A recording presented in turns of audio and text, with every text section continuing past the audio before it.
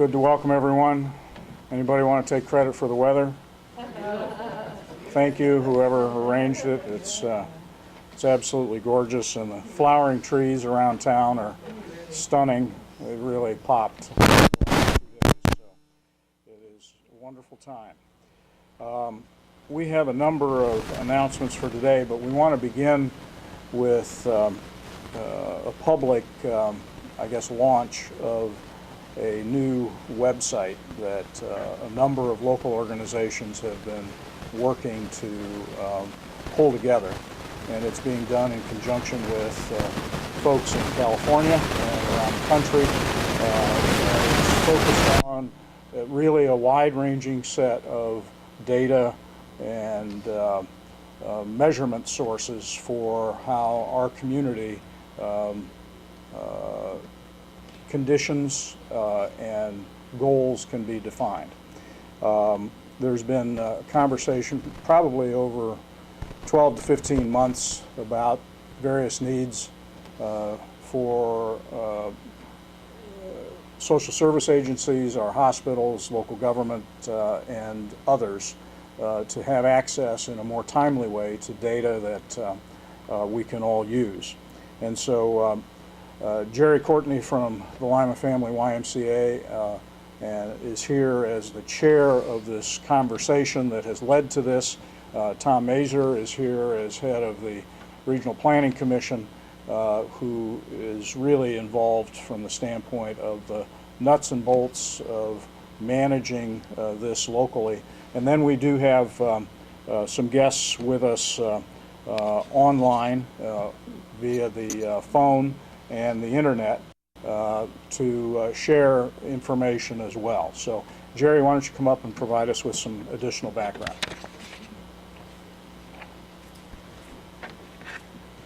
Thank you, Mayor, and I'll take credit for the weather if no one else will. It's a pleasure to be here today. As the Mayor referenced, about a year ago, Janice Sonderhaus, CEO of Health Partners of Western Ohio, gave the Mayor and myself and several others a call, and she wanted to start a dialogue with community leaders about what she believed was going to be hundreds of thousands of dollars of national funding through the Affordable Health Care Act that's going to, that communities are going to be eligible for over the next 10 years. And so Janice's call led to the convening of several community leaders to talk about, are we positioned well when the funding becomes available? And through that discussion, we really identified, I think, two strategic focus areas. One is we needed to put together a structure of community leaders to have the dialogue. Through that structure, especially as it relates to health care, we needed, or health and well-being of our citizens, we needed to begin to set strategic initiatives and goals and to build alignment about what really are our issues and how do we as a community, from the neighborhoods to the top corporate executive offices, address those things together. So we began 14 to 15 months ago putting together this group to begin those discussions. And so that's happened. And then the second part that became very clear is that we needed to have a depository where we could place information about our community, where agency directors, neighborhood associations, heads of corporations could go and find out about the vital statistics of our community around education, land use, health, all of the significant areas that contribute to the quality of life here. And so that led us to the university, to Tom Mazer and the Regional Planning Board, and Tom did research which led us to the University of California and what's going to be presented here today. So it's the beginning of a journey. It's going to involve a lot of additional folks as we continue. It's been exciting, and I believe it's going to put us in a position in our community long term where we can compete with national grants, and we've already had some success with that. Last month, we announced the $100,000 award we got through the U.S. Conference of Mayors to fight obesity in the community. All that data was pulled from the site by myself and some others to submit as part of that process. So we look forward to working together, working with the community, and with that, I'll turn it back over to the mayor. Thank you. Thank you, Joe. We have on the line this morning Cassandra Miller from the Healthy Communities Institute. Good morning, Cassandra. Good morning. I'll turn it over to you now. If you could provide us with perhaps some background on the Healthy Communities Institute and the cooperating entities that you're working with, but then lead us through, if you would, a demonstration of the capabilities of the website. Okay, great. Thank you. Well, hello and welcome, everyone. My name is Cassandra Miller, and I'm an account manager with Healthy Communities Institute. We're a private company based out of Berkeley, California. We started in 2008 and are in currently over 30 states. And we provide a web-based tool to help communities track and measure community health. And Healthy Communities Institute has partnered with the Lima-Allen County Regional Planning Commission to provide a web-based information system of health and quality of life data, which I'll be showing you today. So essentially, we partnered with Lima-Allen communities to solve a problem. And that problem or challenge that communities face, such as Lima-Allen, is that data or information on health and quality of life in their communities is decentralized and usually inaccessible, often tucked away in a spreadsheet under a layer of query tools. And once the data is eventually downloaded, it's often in the format of numbers and tables, which can be difficult to understand and a little bit overwhelming. For example, if the obesity rate in your community is 25%, is that good? Is that bad? And how does that value compare to other communities in Ohio or other communities across the U.S.? So, Healthy Communities Institute in Lima-Allen County set out to provide a solution to this problem. And that solution was to build a website housed on the Regional Planning Commission site that allows stakeholders to see their community data continuously updated and in one centralized location. Now, all the data on this site is secondary data, which means that it's already been collected, and we can pull it together into one place in the Regional Planning Commission's website. Now, we also provide context. You can understand how your community is doing compared to other communities. The ultimate goal was that having this information readily available and continuously updated would allow stakeholders in the Lima-Allen community, and by stakeholders, we could be talking about elected officials, perhaps a member of a community coalition, someone who writes grant applications, maybe a health director or someone in charge of community benefit at a local hospital. Essentially, it allows all of these stakeholders to take the next step, which is really to take informed action towards improving the health and well-being of the Lima-Allen community. So what you should be looking at right now on the screen is what we call the community dashboard. Now, the community dashboard houses all of the data provided for Allen County. There's about 100 indicators here, and this includes data supported both by Healthy Communities Institute as well as the Regional Planning Commission. And as I scroll down, you'll start to see that the dashboard includes a variety of health data. Here we have access to health services. You'll see that we have cancer statistics, diabetes, disabilities, exercise, nutrition, and weight. And these are just a few of the indicators we have available. If I were to keep scrolling down, you see that we touch upon a variety of other areas, including education, economic, and social indicators, among others. So we try to make this data as easy as possible to understand by providing this color-coded gauge you see here off to the right. Essentially, the needle is pointing to the green, yellow, or red areas, generally indicating that your community is doing good, fair, or poor for that particular indicator. For example, if we look at this indicator here, third graders who are overweight or obese, and we look across the gauge, we see that the needle is in the yellow, meaning that on this particular indicator, Allen County is doing fair compared to other counties across Ohio. Now, each of these indicators is actually clickable, and if I click through on this third grader to our overweight or obese, it's going to bring us to a second screen where we have additional details provided on the indicator.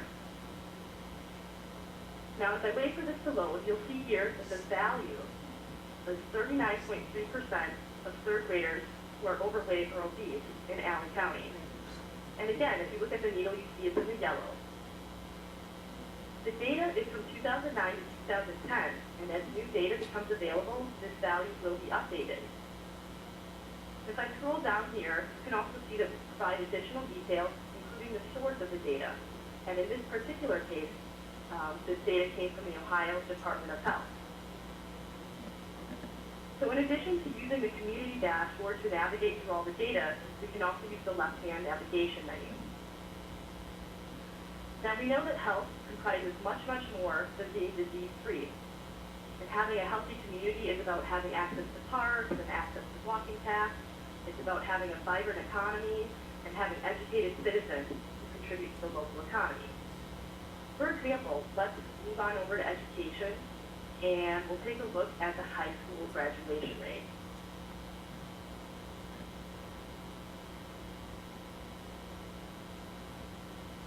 Now we see here that this particular indicator is in the red, meaning that it's poor compared to other communities across Ohio, and there's room for improvement. So some common questions we get asked: where does all this data come from, and how often is the data updated? So we use data that's publicly available from state or national sources, and we also choose data that's likely to be replicated again in the future. And just to name a few of the sources we use, the National Cancer Institute, the Ohio Department of Health, the Bureau of Labor Statistics, as well as the Department of Education. And to address the second question, how often is the data updated? We update the data as soon as new data becomes available, and in many cases, for most of the indicators on the site, that's typically on an annual basis. So the website also has a number of features that allow us to benchmark health. And one of these features is what we call the Healthy People 2020 Tracker. This feature is based off of the U.S. Department of Health and Human Services national goals for health promotion and disease prevention. And essentially, it allows us to get a sense of how our community is doing compared to the national target. And if you see here, we have the title of the indicator. We align the current value for Allen community with the target value for that particular indicator, and then off to the right, we let you know whether or not that target has been met. This is a great tool that allows local planners and policymakers to see how their community value compares to the national target, and then set priorities and create a strategy for addressing needs in their community. So our goal here with this system is to provide the Lima Allen community with the foundation to understand the needs of their community so that they can take informed action and make evidence-based decisions. The website provides a lot of valuable data, and what I've shown you here is really just the tip of the iceberg, and it serves to benefit a whole host of entities, including local government, hospitals and health departments, transportation planning agencies, local non-governmental organizations, and social service agencies. Lima Allen County is already demonstrating its desire to be a leader in community health improvement by using this tool, and I'd like to thank everyone for coming together and making this tool available. I'd encourage everyone to take a look at the wealth of data available by visiting the Regional Planning Commission's website at lacrtc.com. It's been absolutely fantastic working with the Lima Allen Regional Planning Commission, and we look forward to continued collaboration. Thank you. Thank you, Cassandra. Anybody from the media have any questions for Cassandra while she's on the line with us? Okay. Tom, you want to maybe make some comments from regional planning about the structure, the contributions that have been made, and how you see it kind of playing out over time?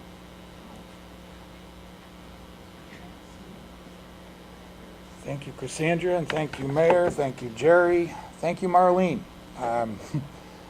We, at the Regional Planning Commission, have made a commitment to further develop the site that you're looking at right now with some of the local stakeholders in the community, including the hospitals, the clinic. We've got a number of other government agencies supporting it, including the city and the health department. We have a lot of different stakeholders involved that typically people like me don't have to deal with, okay? It's been good and sometimes a little bit confusing from my end because we're used to working with numbers and spreadsheets and things, and now we've got to spell things out a little bit more. But I think the value of the website is to assist people that are interested in analyzing the community with benchmarks that we can equate here locally as well as at the national level. Our office is in the process of adding further indicators on a regular basis. The health indicators have been established. There's 100 or so health indicators already there. One of the primary advantages of this website is that there is a little icon that you can press as you're digging through the data for promising practices, and it presents hundreds and hundreds and hundreds of time-tested programs and services that can make a huge impact on a local community or that a group is interested in targeting, whether it's diabetes or poverty. And so we kind of thought that this would be a very good place to house the data and to provide those types of research capabilities to the local nonprofits and service providers in the community. We are in the process now of flushing out all of the transportation benchmarks, including vehicle miles of travel and air quality emittance and those types of things. The Planning Commission has also identified public transit options that are available. We've also looked at poverty indicators, and so there's been another 100 or so indicators that have been just added in the last month. We expect the website to fully be able to address the environment, the economy, and social equity issues over the course of the next year. This is a growing service or program within the offices of the Planning Commission. You're going to see more people committed to it, and we hope you folks take advantage of the data that's out there and the agencies that have stepped up to the plate to support and underwrite this project. Thank you. It was a slick way to steal my agenda, but I needed something. just again to emphasize what I think has been said, which is one, it's a really rich site. It's a site that will change over time as both the data changes, but also as we in the community define other dimensions that we want to see data kept on. So there is a governing structure for this conversation under the overall structure of regional planning. There's opportunities for community agencies to raise up new opportunities for us. I think it's a terrific new resource, and because it's going to be so up to date, I think we'll find huge benefit as we go forward. So Cassandra, and to all of you in California, we certainly appreciate all that you've done to facilitate this, and to our local partners, thank you for all that you've done as well. So thank you, we appreciate it. Cassandra, Thank you. have a good day. Yep. Okay, thank you. All right, bye now.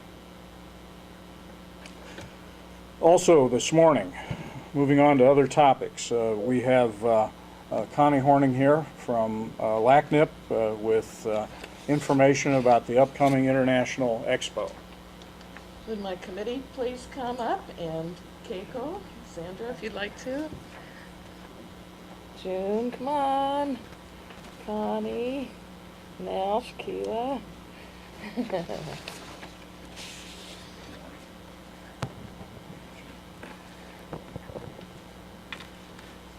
Thank you, Mayor.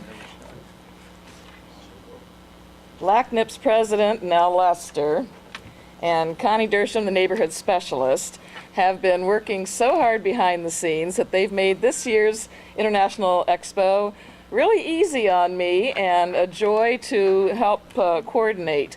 I've been coordinating these. This is our 6th annual expo. I've done many multicultural events in Lima over the years. And because I knew a lot of the people from other cultures, I was asked to start coordinating a fundraiser for LACNIP in the way of an international expo. It used to be called Cultural Awareness Day, Cultural Appreciation Day. We evolved it over the years. It is now an international expo where we get to feature the beautiful diversity of people who live in the Lima and surrounding areas. And I think people are always surprised when they come to these events, not realizing the amount of different countries that are represented by people who have moved here. They're living and raising their children here, and we find so many commonalities. I think that's the most exciting part of this event. You think of people from all around the world, maybe being dressing in different clothing, speaking different languages, and they're just different from us. Well, you find out how much the same they are with all of us. And to explore that, this is a fun family atmosphere, all totally free this year for everybody to get in at Lima Senior High this coming Sunday, March 25th, from 1 to 5:30. We've got the entire Commons area for displays, entertainment, educational things, cooking demonstrations, all kinds of fabulous things are going to be going on that day. We have, I think, 14 or 15 different countries represented this year. There were a few who couldn't come, unfortunately, but they'll be back next year, I'm sure. It kind of works that way. We tend to gain a couple each year, and this year we've added Lebanon to our repertoire of countries represented. We know there are loads more countries out there that we don't have a contact person for. It is not too late. Give me a call, 419-999-6242. You can still participate. We have some community organizations that will be represented. Apollo is the organization all these people from other countries will go to learn English, the ESOL program. They will be represented this year with information. LACNIP will, of course, have their table and will be selling beanie wear because our Lima mascot, Beanie, will be at the festival. So children enjoy meeting Beanie. Our mayor is going to be doing a proclamation at 2 o'clock, which is the highlight of our day.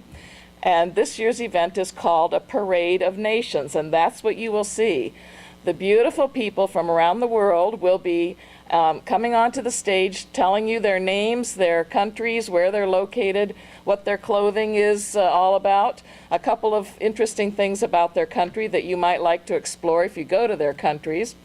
And then we'll take a group photo, something we've never thought to do in all of these years, to have a photo together with all of our beautiful people from around the world. And the entertainment will be ongoing. We have some new entertainment this year. Everybody knows Father David Ross, and they know that he's quite Irish and sings beautiful Italian arias and Italian songs. And so he'll be representing Italy in music. We have conkers. I don't know if some of you are aware, they usually perform at the Johnny Appleseed festivals. It's 3 people who sing music from the British Isles. They'll represent all of the countries in the British Isles in music. We have our favorite entertainers, of course.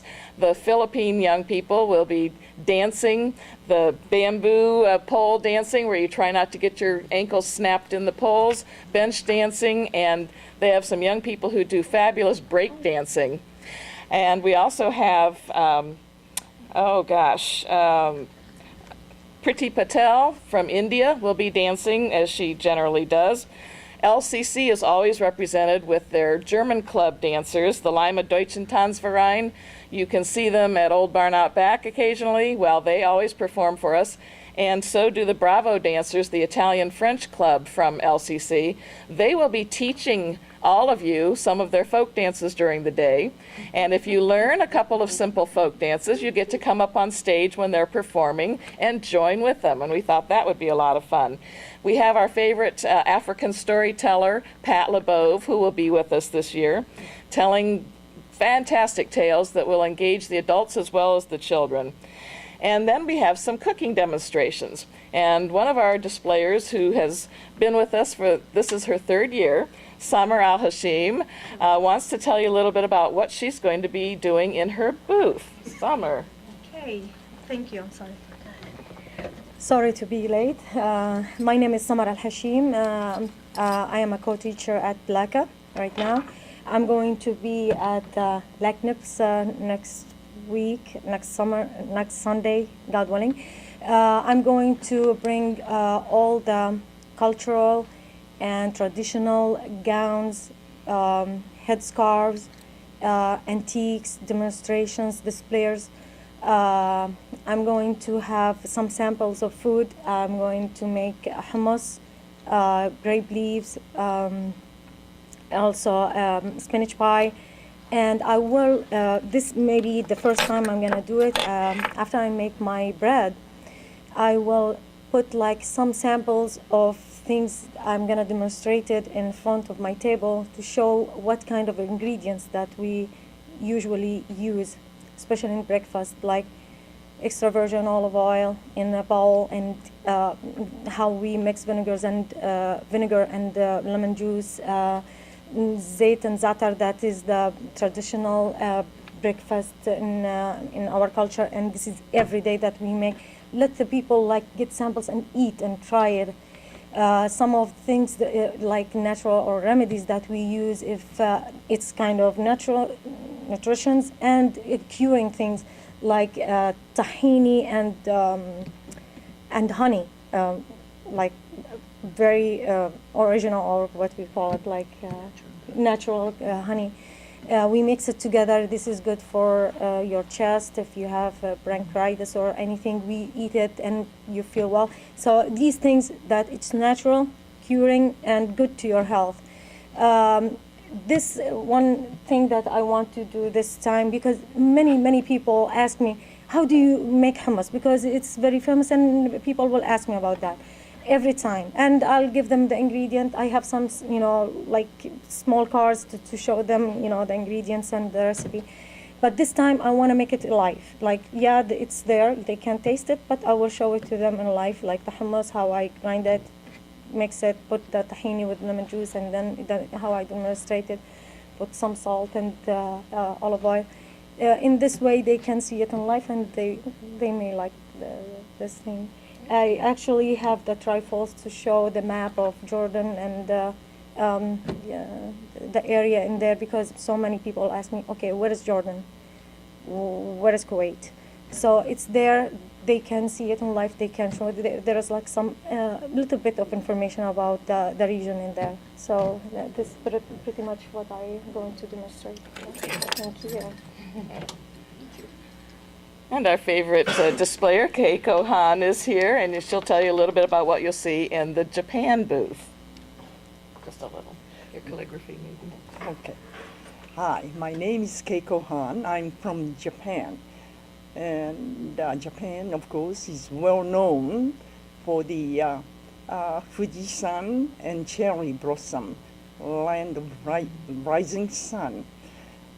Cherry blossoms are beautiful at this time of the year. At the expo, I am going to display my calligraphy with a Japanese ink, and it seems like young and old people would love to see their names in Japanese language. So most likely I'm doing that almost full time. And when I have a little bit more time, I would like to show children how to fold papers and make,